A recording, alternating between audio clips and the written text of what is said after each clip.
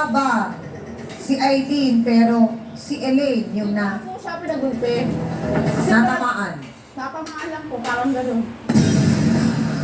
Pero inabangan. Mas maganda ako sa'yo, di ba? Eh, kasi...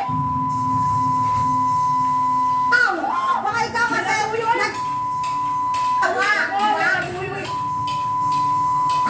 Meron siya, matapos ninyong gulpihin si Aileen, bakit pinaabangan mo pa kinabukasan? Malabukanan eh. Hindi po siya pinaabangan. Talaga po nag-iinit yung ulo ng tomboy sa kanya. Bakit? Anong kinalaman ng tomboy? Hindi naman siya ang karelasyon. Kasi po, Ikaw, kasi po yung pinag-date po nila, pinagtarbawan po na ang libong yun. Yung nakasalanan doon. Eh kasi, Bakit? nagkakalibre ka. Pera ka doon. Naku, hindi mo alam kasi... naku mga kasawsawa na malungkot dito, Valentine's Day na uwi sa gulpihan. Ang kwento pa ni Ann, ano, dapat yata ang masisi dito yung bong. Alamin nga natin yan sa pagbabalik ko ng Face to Face.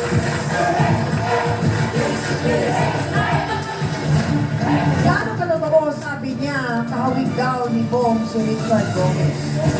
Malang yung makikita nila. Ano sa style na? Ano ba yung pogi sa'yo? Sige nga!